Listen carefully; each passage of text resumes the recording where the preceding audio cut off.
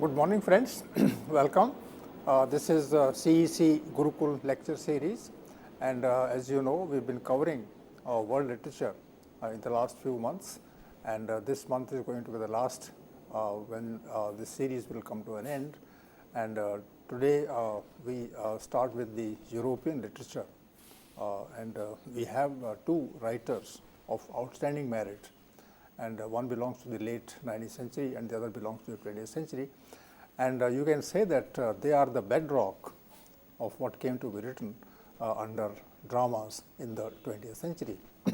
There are people like Bernard Shaw who would be, inspired by Ibsen in the 19th century, and then there is Brecht, who is arguably called the Shakespeare of the 20th century.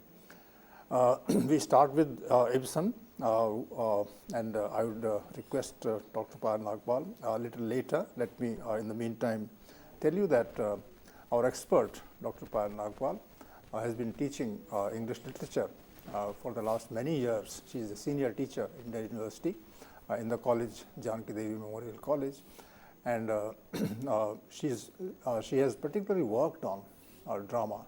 Her research work also is on drama, and she has publications to her credit. One book was published in England, and there are other books in which her articles have appeared, and there are independent studies also by her on drama, which is today called performative arts. Now, before I request Dr. Payal Nagpal to respond to the question that I will be posing, let me tell you, viewers, that at 10:40, we would expect questions and responses from you. You can raise questions, you can raise queries, you can in fact share observations with us, you can differ with us, and that's how this session can be also interactive. So from 10:40 onwards, we expect some questions from you. Otherwise, the lecture and the discussion will continue. And in order to contact us at 10:40 telephonically, you have the toll-free number, and let me tell you, the number is 1-800-110-430. I repeat, the toll-free number is 1-800-110-430. And as I request Dr. Payal Nagpal to start a lecture, let me welcome Dr. Payal Nagpal. And please tell us something about Ibsen to begin with, and what kind of writer he is, and where he comes from, in which language he wrote. Just introduce the author for the benefit of all of us here. Thank you, Professor Prakash. So, as mentioned, today's lecture is going to be on two very important writers and two very important playwrights, actually, Ibsen and Brecht. So, Henrik Ibsen comes from Norway. He's a Norwegian playwright, and as far as language is concerned, there are these different forms that are being used in Norway around that time. But what is very, very significant about Ibsen's emergence as a writer at the end of the 19th century is the fact that till towards the end of the 19th century, a lot of plays that were being written were plays that followed some kind of stock plots. We'll be talking about that also a little bit later. But Ibsen's own work actually sees a transition from a kind of verse drama that's been written, so drama that is in verse form, that is, to drama that is in prose form. And what is a very, very marked impact, in a sense, of this kind of prose drama that Ibsen writes is the fact that the concerns that Ibsen expresses are the concerns of the people. And in contrast to this, when Ibsen writes drama in the verse form, it's not something that really pertains to the people, because in a sense he is also kind of taking on the tradition that he has inherited. And the tradition that he has inherited, if he were to really speaking look at that, is that of the well-made play by people like Eugene Scribe and later by Victorine Sardou. So looking at that context, Ibsen's contribution to drama, really speaking, becomes absolutely path-breaking. Which means that he is taking something from tradition of the Norwegian drama, and then he's adding something of his own that makes him what you call path-breaking, and that is something to do with prose. So, how do you think prose brings the dramatist or the author to the main person, the individual citizen or the common person? Absolutely. In fact, the tradition that he inherits is not particularly Norwegian in that sense, because Norway is also looking at a kind of influence from plays that are being performed, let's say, in France and in other countries. So that impact is of course felt here, and we note that throughout the 19th century, the well-made play that Eugene Scribe wrote in. So it had what Martin Travers calls tightly constructed dramatic units, complex plots, witty dialogue, there is suspense, there's surprise, and there is a kind of illusionistic detail. Now all this and the kind of the relationship in a sense with the audience is some kind of very, very crass or vulgar form of entertainment that is being given to the audience at the time. And it's called well made. And it's called well made. So even though, somebody like Victor Hugo right at the beginning of the 19th century talks about the connection between realism and drama, this is something that does not develop in the course of the 19th century. So towards the end of the 19th century, especially when with the impact of a writer like Emile Zola, and who's considered to be the father of naturalism, and we have George Brand. So with the impact of these thinkers, these writers, this idea of naturalism that sets in is something that transforms in a way the kind of work that Ibsen is doing, and leads him on to kind of he towards the end of the 19th century, 4 very important plays that come up are plays like The Pillars of Society, Actually, you talked about Ghosts, Victor Hugo, and so on. and you talked about the French influence. So do you think there is some kind of cultural proximity of Norway with France? So they are in a sense affected by what is happening. For instance, especially Ibsen himself was present, he was greatly influenced by the revolution of 1848 in France, for instance. So all that is certainly there, and the fact that industrialization actually happens in Norway much later than it does, let's say, in England or in other countries. So these factors actually lead to this realization towards the end of the 19th century that whatever is being put up on stage actually has very little to do with the lived lives of people. And there is a need to transform drama. There is a need to come up with a new structure on stage. And when I say a new structure, I mean both at the level of thought and both at the level of performance.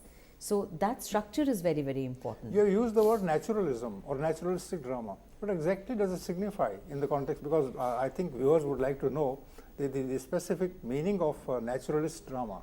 Yes. So if we actually look at this quotation by Zola, that will totally clarify what naturalism really speaking means. And Zola says, the future is with naturalism. The formula will be found.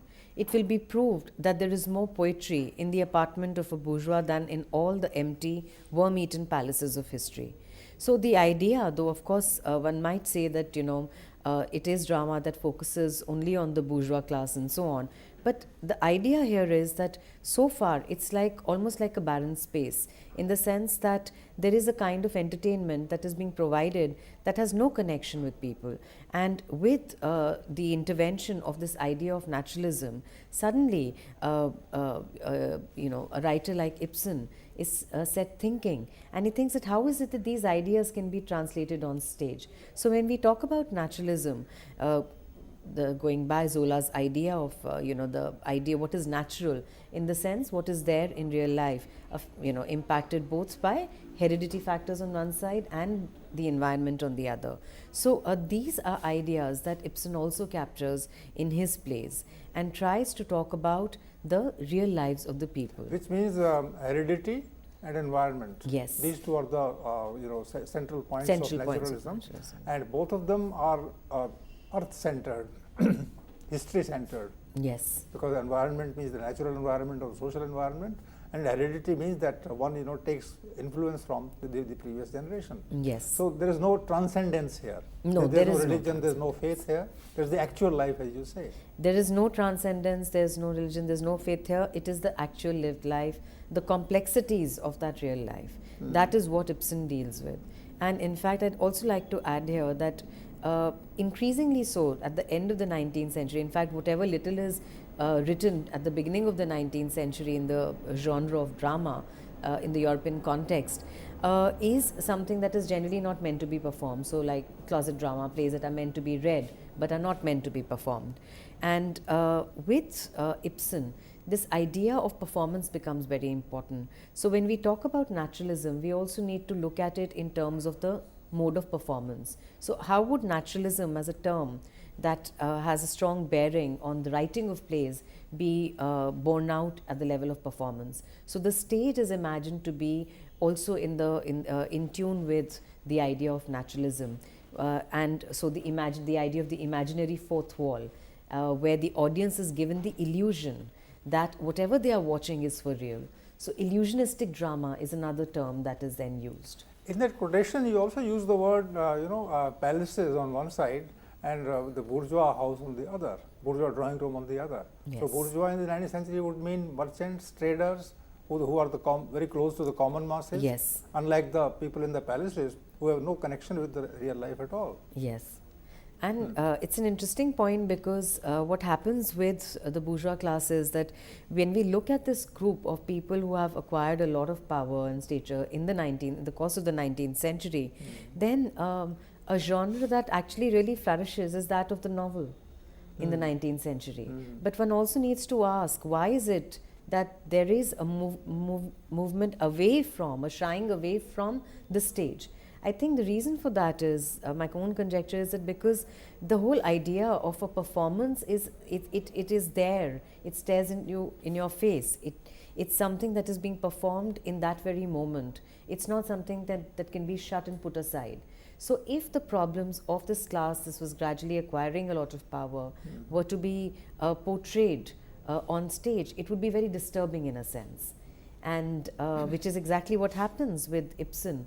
A play like Ghosts is severely, very sharply criticized by people.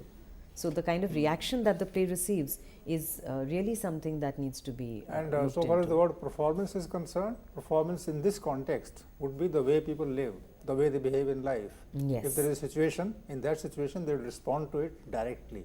So that is called performance? Performance, and so which is why on stage the whole idea of the drawing room scenario, the whole idea that, for instance, there could be chairs and a table, a sofa that is kept there, and it is within this space that a lot of very important issues pertaining to these lived lives would be discussed.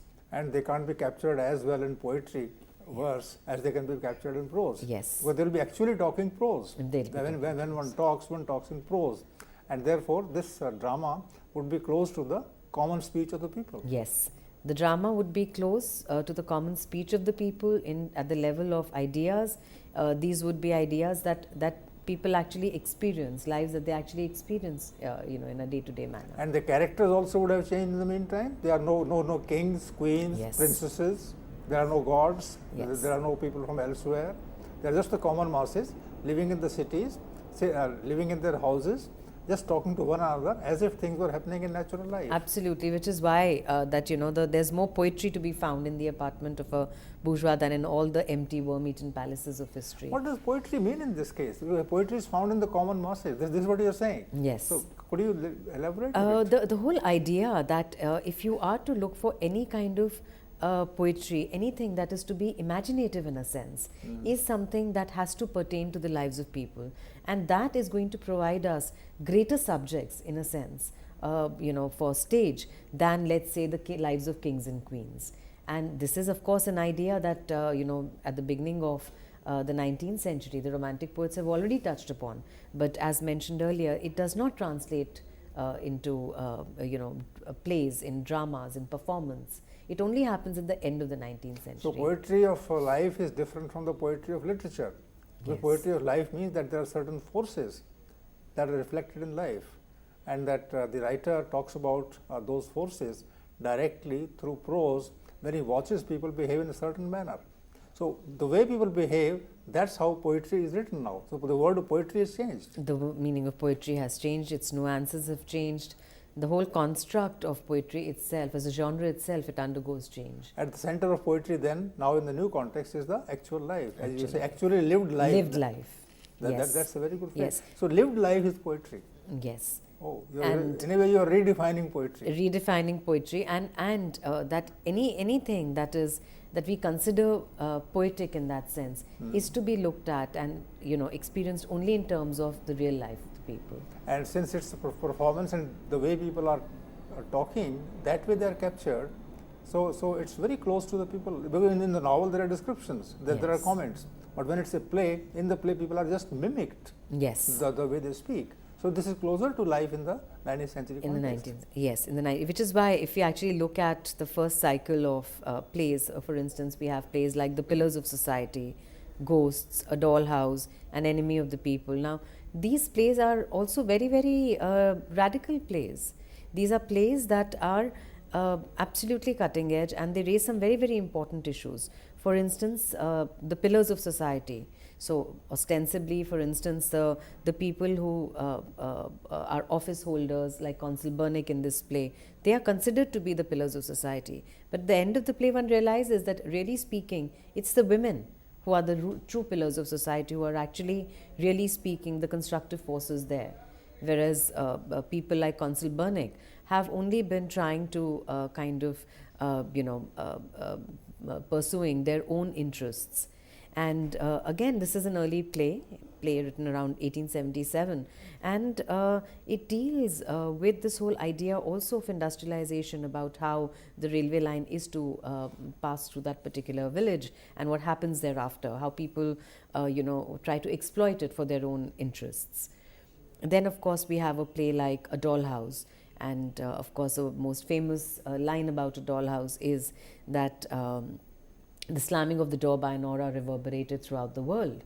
So the idea that in this play, so there is this woman Nora, and she's been married for many years, has children, and at the end, towards the end of the play, her realization is that she realizes she does not fit within this construct of marriage, and marriage for her has only been a complete effacement of identity.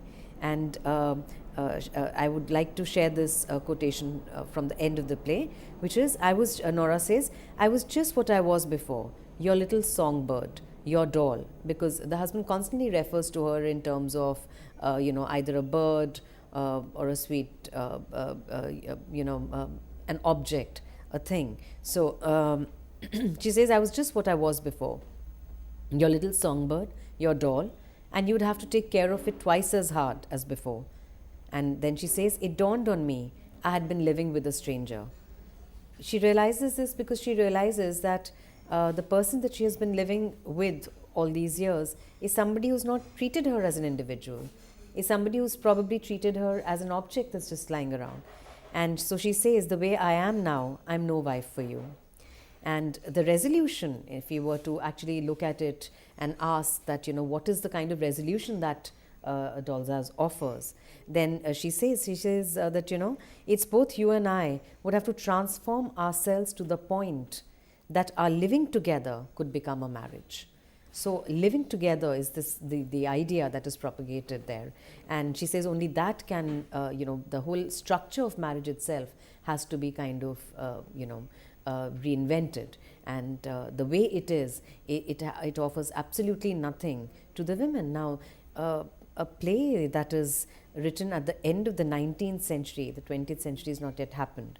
And so all the ideas and all the experimental notions of the 20th century have not yet taken place, but some very, very important ideas that are actually floated here. So, and imagine, that so far as marriage is concerned, this is a world phenomenon. yes. And these people are critiquing marriage, and they are, as you rightly pointed out, they are presenting marriage, as if strangers are living together, Yes. and there is no interconnection between the two. Between the woman belongs to the home, and the person belongs to the world, and there is no connection between them. And very clear realization, and I must say that, one doesn't get to read plays of this sort today. But in the late 19th century, Ibsen's actually talked about it. The whole idea that the woman is, in a sense, only seen as contributing to the man's identity. His identity is, of course, well etched out and well carved and so on. That is shocking in today's context. Yes. That the woman is supposed to contribute to the man's identity, as if she has no identity of her own. Yes. As if she is not a person, she is not an individual. So the fact that she's constantly referred to as a little bird and so on, so it shows how she's referred to everything else but an individual, somebody who has a mind of her own, somebody who thinks. For us, these are new ideas. Like, in India, around the time of independence, we have this thing dawning on us that women also have identity. And because the revolution in India of a sort occurred in 1947 when the country became free. It fought colonialism and became free. Then these ideas of freedom came.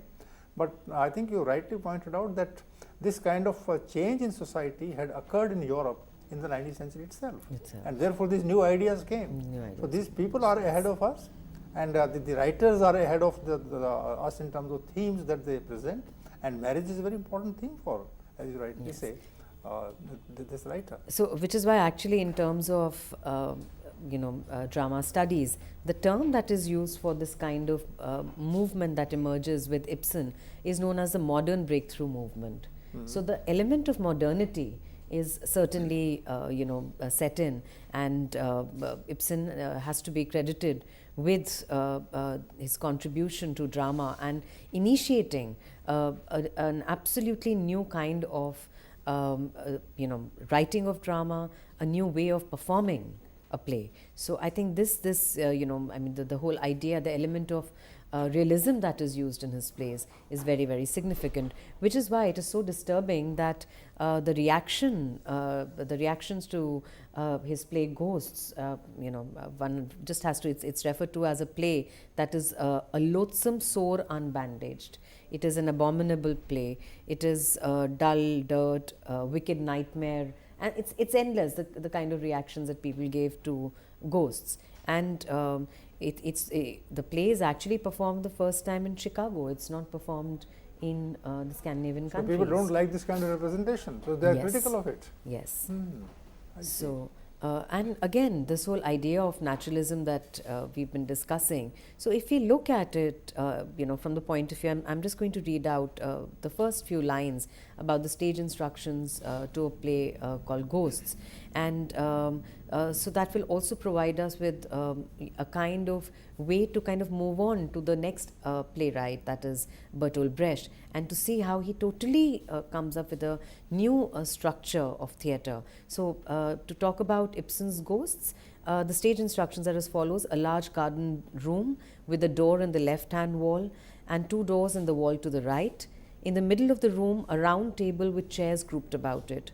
On the table lie books, magazines and newspapers. So this is how it continues. It's a kind of photograph. Yes, it is a kind of the actual life is lived. Absolutely, it's a kind of picture that is created, and the audience is given the illusion. The word illusion is very important here, because there is no connection in a sense between the actors on stage and the audience. Of course, in terms of the ideas represented and so on, yes, but it's not as if the actors refer to the audience, the spectators who are sitting there.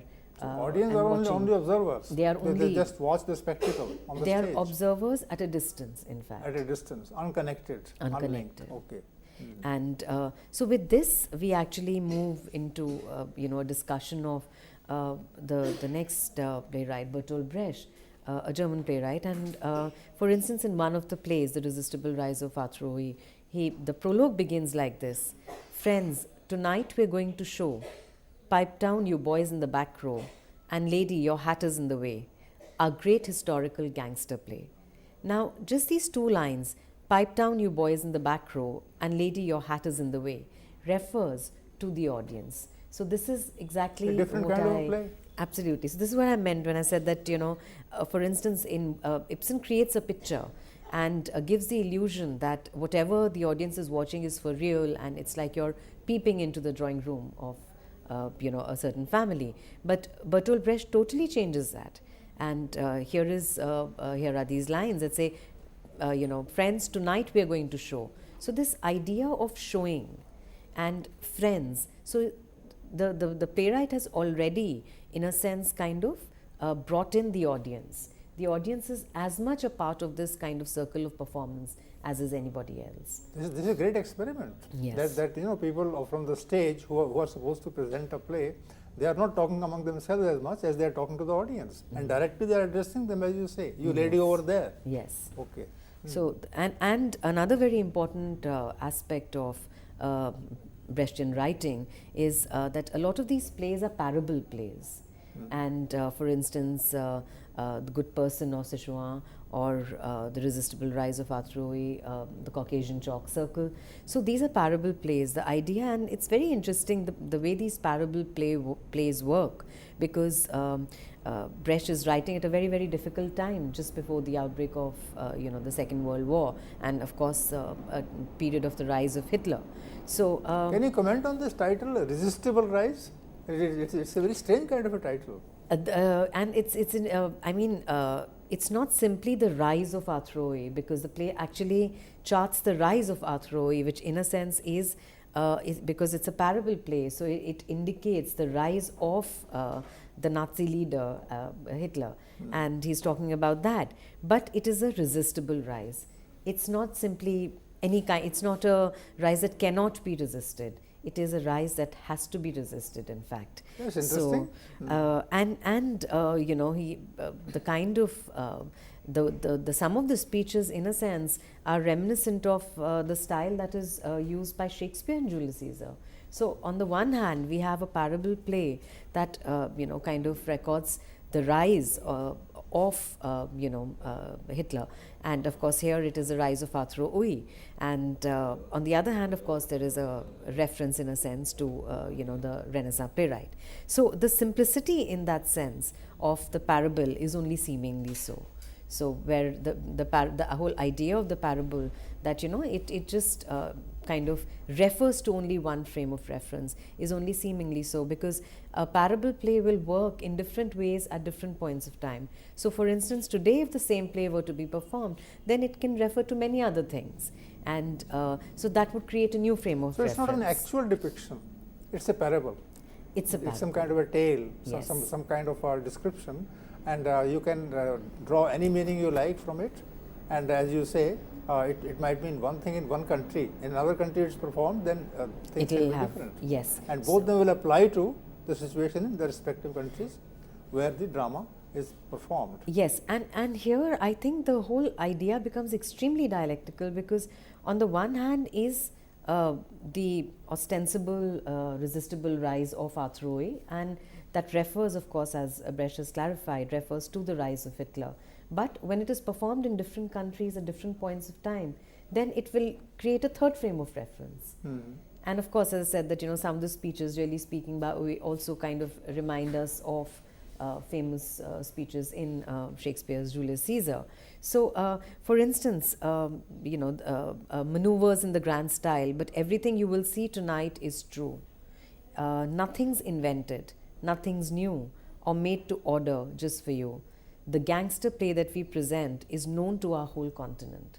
So it's magical, yes, in a sense, because and he's writing this when times are extremely difficult. And he's writing in Germany, but he's talking about the whole continent. Yes. All the countries there. Yes. So in fact, I mean, even though he was not, his German playwright is not physically present then when he wrote this, because he was in Finland then, but it immediately, and the fact that this is true and it is something that the entire continent knows. The gangster play that we present is known to our whole continent, because there is a reference to the dock subsidies, the fire. All these are real-time events that are captured in the play. So, and the epilogue, to answer your question about the resistible rise again, this is something that he mentions in the epilogue. He says, therefore, learn how to see and not to gape, to act instead of talking all day long. The world was almost won by such an ape. The nations put him where his kind belong. But don't rejoice too soon at your escape. The womb he crawled from still is going strong. This is highly critical, of the gangster kind of variety. Absolutely. And immediately also kind of compels the audience to think about what is happening in a very, very objective sort of manner, and to not give up. In this Arthur, you say there are references to Shakespeare, or there are actual lines used from Shakespeare? What exactly? There are references, you know, the whole idea of Doxborough particularly, and the way Arthur exploits Doxborough refers to, of course, the famous Mark Antony, you know, episode there. That episode is reflected in the play. Yes, there is a very clear reflection there. In the 16th, 17th century play that Shakespeare wrote, that is reenacted in this play. Yes. In the German context. In the German context. And Shakespeare is brought closer to the German context. Yes, and the kind of treachery that is being actually played out, I think that is very clear. And so finally, you know, the epilogue is very, this whole structure of the prologue, epilogue is very significant. It's not simply a technical device that Brecht kind of crafts. It's to actually, this whole idea, the theory of alienation that Brecht talks about, it in a sense actually you know, allows the audience, or also allows the actors to look at their own roles, and allows the audience to look at the actor's role in a very objective Can you dilate upon this, the question of alienation? This is something new for us. Yes. So please here I'll take help from another very important play by Bertolt Brecht, which is The Good Person of Sichuan. And there too, I mean, of course, the play begins in a very similar manner with the prologue by Wong, the water seller, who says, "I'm a water seller in the capital of Sichuan province." But again, when we look at the play, the issues that are raised in the play, the whole idea of the good person is, you know, is something that is, it's a complexity that is kept at that level right to the end of the play. And there are no clear resolutions that are being given. And so the epilogue becomes very significant here, where again Brecht writes, "Ladies and gentlemen, don't feel let down. We know this ending makes some people frown. There is only one solution that we know that you should now consider as you go. What sort of measures would you recommend to help good people to a happy end? Ladies and gentlemen, in you we trust. There must be happy endings. Must. Why? So, why happy endings? Because he's giving people hope. He's giving people optimism.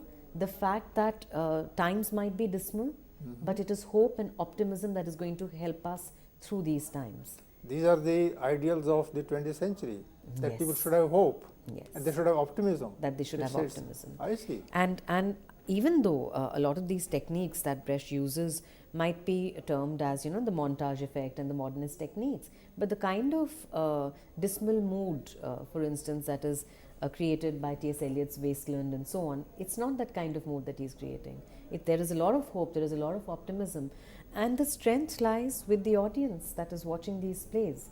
And so again, this idea, to get back to the idea of alienation, and a kind of distance is created, and this distance is about making things that are very familiar to the audience, to make them appear as strange. So for instance, when we look at certain characters on stage, we might, you know, in a naturalistic, illusionistic production, try to identify with them. So he would break that, the use of masks, the use of, let's say, minimalistic, you know, costume, or the use of, you know, a stark stage. All these things would prevent the audience from falling into that trap of relating to the characters. Instead, alienation would help them look at these characters from a historical perspective, or look at them from an objective stance. Which means the play is not supposed to be real. So the play is supposed to be some kind of a presentation. Yes. And that the writer, the viewer is supposed to remain away from it and watch it from a distance. Yes. And you use the word objective, and to watch it objectively. Yes. So that is alienation. Alienation is cutting connection from the real life that is presented on the stage, and the characters are moving in and out of the play. Yes. In fact, in Brecht's own words, and I'll just share this, this is from a short organum for the theatre, where Brecht writes, "In order to produce A effects, the actor has to discard whatever means he has learnt of getting the audience to identify itself with the characters which he plays. Aiming not to put his audience into a trance, he must not go into a trance himself." So he doesn't want laughter or tears in their eyes just because that is there in the play. In the play. And here I would request you, Professor Prakash, because you have actually edited and worked on Brecht's short organum for the theatre. if you would also share us, your insights about what really struck you about a short organum for the theatre. If you ask me the question, I would say that this person, Brecht, is talking about the ideas and putting ideas at the center of the play, and he has to convey them in such a manner that the people start relating to those ideas themselves. So that is the A effect, the alienation effect, and he is theorizing about it. So this viewers, this playwright is not merely a writer of plays; he is also a thinker. And a political thinker at that. So he wants to bring in some kind of politics there, and for that he is using the technique, as Dr. Payal Nagpal says, the technique of alienation. So you alienate yourself for some time in your mind from the real situation, and you start thinking about it yourself. So that way, he creates characters, individuals, and the character is talking to oneself and others, and all this, comes under this. So it's a different kind of a play. Nautanki in India, maybe way back in the 19th century or before, would be like this. But then that thing is entirely lost in the 20th century, and people like Brecht remind us that a play is a play. The play is not actual life. So Ibsen on one side would create the illusion, and this person would say, break the illusion. And in short organum, that particular critical essay that he wrote, Brecht was able to give his theory to the future dramatists, to the future viewers also, so that they could see the play as a kind of intervention in their own life. So that's how I would respond. Would you agree with this? Yes, totally. And in fact, if we to connect this with what we were discussing earlier, I think this whole idea about the parable play itself creates that kind of alienation, because structurally we are, in a sense, we're talking about real times, and yet those issues are placed in a different context. So which is that of the parable. So if we look at some of them, the term that Brecht has given to this is epic theatre. So some of the ideas actually as against naturalistic theatre, which puts the audience in a kind of trance and makes them see things as if they were real. This is non-illusionistic theatre. It does not give the audience any illusion that whatever is happening is for real, which is why if we just take a quick look at just one line, I think, from each of these plays that I've already read out. Friends, tonight we are going to show. So this process of showing, as mentioned earlier, or in the good person of Sichuan, again, how the person introduces himself as the water seller. So this idea of illusionistic theatre is totally done away with.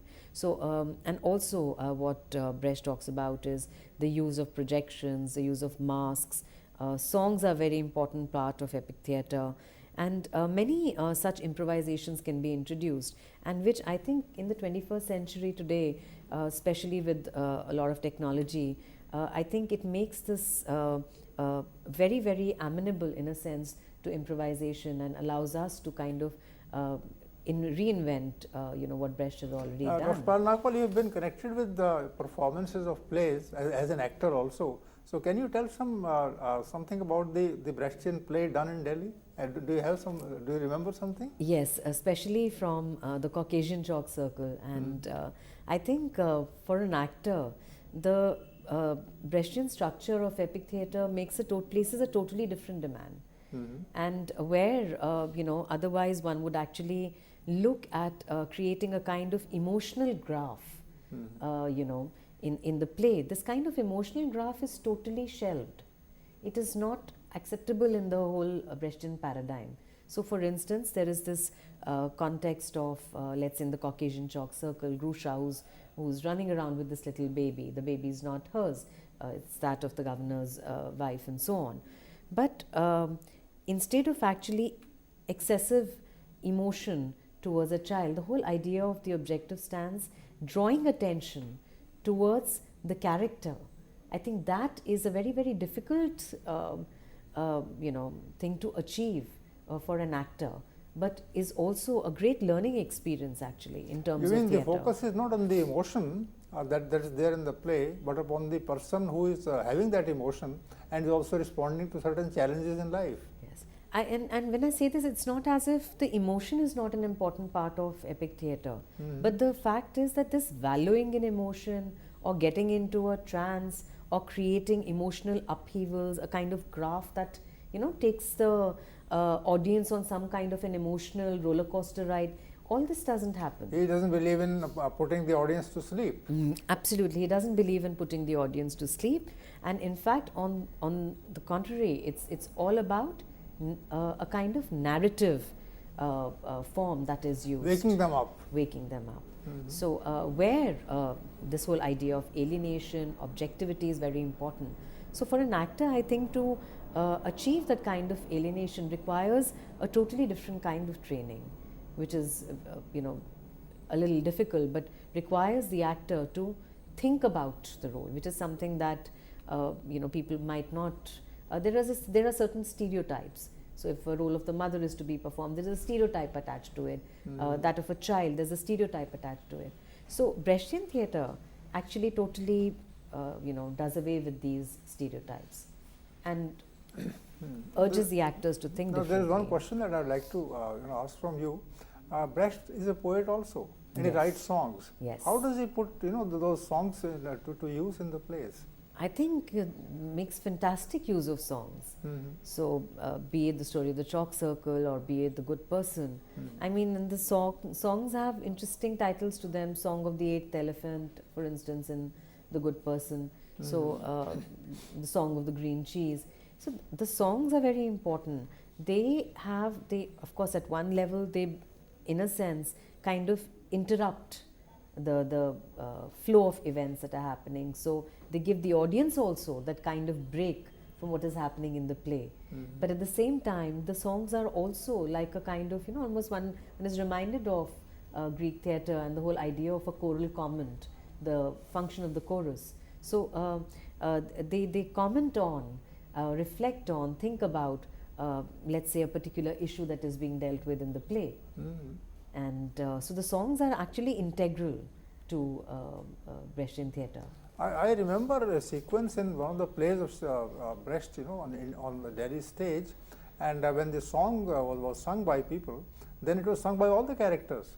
So in their action, in this situation, they were fighting with one another. They were discussing things. They differed with one another. But when the song came, then all of them started singing the same song. Singing together. Yes. So this idea of you know, the community feeling and this whole process of singing, it could be done in different ways. One could actually have a dedicated chorus that could actually behave as if you know, they were also kind of interacting with the actors. They could be on one part of the stage, or at the same time, as you just pointed out, the actors who were performing different roles would suddenly all become part of this song, and that in itself would also be a moment of alienation, both for the audience and for the actors. And some of the actors can be made to sit among the audience, and they can start singing from there. Yes. So that way, audience and the stage, the supposed bridge between them is closed. Is closed.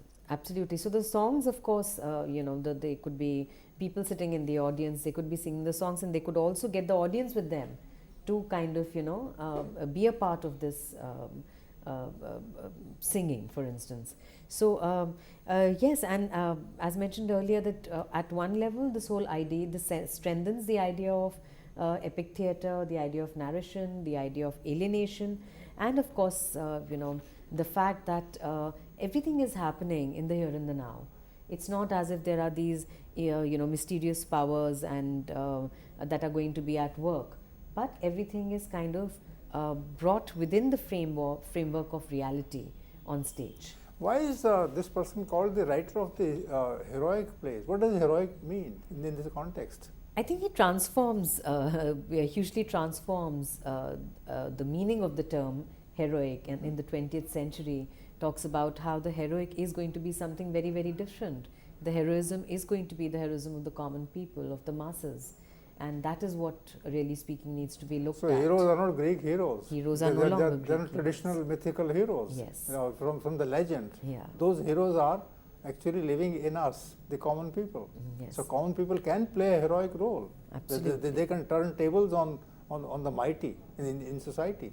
And I think one of the biggest contributions that Brecht makes, especially through a short organum for the theatre, is this whole idea that not everybody can make it to these auditoriums, these fancy auditoriums. So theatre needs to be taken out to them. So this idea of theatre out in the streets is something that we get from here. Becomes very, very significant, I think, especially in the context of India, also in the 20th century. So again, with this, I'd also like to bring in another playwright who actually extends a lot of these ideas that are created, constructed by Bertolt Brecht, and of course we can see how these ideas are also played out in a lot of his plays. So is Dario Fo and Franca Rame, who's collaborated with Fo on many, many plays. Now, a very important point that Rame brings out when she talks about Dario Fo and his style of performance and the kind of plays that they actually wrote and did. So how they actually performed in factories, in workers' clubs, and at times Rame says that they had like about almost more than like about 200,000 spectators there who would watch their plays, and she states that 70% of them had never seen a play before. So this idea of actually something that Dario Fo does very well, of taking the play out to the people is something that is totally Brechtian, and it comes from there. And Rame is very careful and points out that this is not simply populism, and says that, and I'll quote Rame here. Tell us about his nationality and his language. Yes. So Dario Fo is an Italian playwright, okay. And has written famous plays like Can't Pay, Won't Pay, Accidental Death of an Anarchist. So and in all these plays, what they generally do is pick up real life situations and to rework them, to also expose how the world has actually been hiding the facts from people, and to reveal them through theatre, to enlighten people, to enlighten the audience, to have a dialogue with them. This whole idea of a kind of discussion post-production, all these ideas actually are Brechtian ideas that Fo also kind of reinvents in his own context, because they also, Italy has had a very strong tradition of the traveling troops and so on. So, and especially Fo, I think one aspect that is very, very significant to Fo is this whole idea of the comic, the use of humor, the whole idea of the actor who's trying to communicate these ideas to the audience through humor, through the comic mode, is something that Fo has achieved very well. So in a way, he takes the tradition of Brecht forward. He takes the tradition of Brecht forward. And a lot of people feel that, because Fo has actually, he takes the play out to, the masses, to the people. So which is why, Rame points out that this is not populism. She says that's people who parachute down from high above, not those who are up to their necks inside the world of the people, and who they do their utmost to study the struggles of everyday men and women. So their main aim is to study the struggles of everyday men and women. That is what they achieve. And she cites Brecht here, who says that the people can say deep and complex things with great simplicity. The populists who descend from above say with great simplicity hollow and banal things. This is going completely against elitism. Yes. That the play belongs to the intelligentsia. In this case, the play belongs to the common masses. To the common masses. And the reason, I discussed this point about taking the play out to so many people in factories and clubs and, let's say in small districts and areas, is because it is a way of reaching out to people. When we talk about the Brechtian idea of heroic drama, this idea of sensitizing, this idea of holding a dialogue, and it's also very, very enriching, because one also takes on from the kind of response that one gets to these plays. And this is something that was also done by Fo and Rame, that post the play there would be a lot of debates and discussions about what has happened in the play. So how the fact that the theatre is something that is totally situation based. It's not individual based, or it's not based on the ideas of any one actor. So the stage moves on virtue of an action, just as an actor moves by virtue of his gestures and words. And for this, of course, he made great use of puppets and masks. This is something that Dario Fo was very, very good at. So, okay, a short description of the three playwrights that you have discussed today towards the end of the lecture: Ibsen, Brecht, and Dario Fo. So, please say something very in brief to reiterate the points that you have made. Right.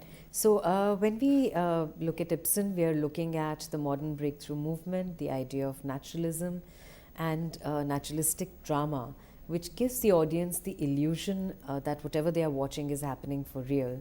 At the same time, Ibsen has to be credited with a path-breaking movement that he initiates in drama, where the lived lives of people are also expressed through this idea of naturalism. So whatever is happening in the lives of people, in their day-to-day lives, is a subject for theatre, is a subject for being depicted on, performed on stage. And when we move on to Brecht, we are looking at, in a sense, what we call, epic theatre, which of course refers to, let's say, political situations and so on, and makes use of what is called this technique of alienation to make the audience think about what is happening in the world around them and to not be in a trance. This whole notion of the trance is an idea that tells us that the audience is not only not to be in a trance while they are watching the play, but in their lives they are to be alert to what is happening around them and to not be in a trance. So, to see and not to gape is what Brecht says. And the idea of epic theatre is also something that is historical in its approach. Theatre, not simply, of course, entertainment is central. Humor is used in epic theatre, yet it is not a kind of entertainment center for bourgeois understanding of the word, but to make the audience alert to what is happening around them. And these are ideas that are, of course, further extended and developed by Dario Fo, an Italian playwright, who carries these plays to as many people as he possibly could during his lifetime, and develop these ideas, and especially in the context of the use of the comic, the use of, and for instance, there are these short plays that he's written which are called the comic mysteries, and then, of course, with famous plays like Can't Pay, Won't Pay, and The Accidental Death. Where real life cases are picked up, and the theatrical experience is used to actually show that what we think is real is, really speaking, not so. And one needs to read between the lines, and one needs to ask questions to, really speaking, understand what is going on. Well, Dr. Nagpal, it has been a very educative experience. You have talked about three playwrights in the 20th century, end of the 19th century on to the 20th century, and all of them, have achieved that kind of recognition at the world level. Ibsen from Norway, Brecht from Germany, and Dario Fo from Italy. And these three playwrights, have that one thing common, that they are concerned directly or indirectly with the masses in their own countries, and at the level of masses they become a part of the world literature. Yes. So you can, viewers, take these points, discuss them among yourselves, share them with others, and evolve an opinion. So this kind of lecture will help us understand the complexity of the world today. Thank you. And thanks, Dr. Nagpal. Thank you, Professor Prakash.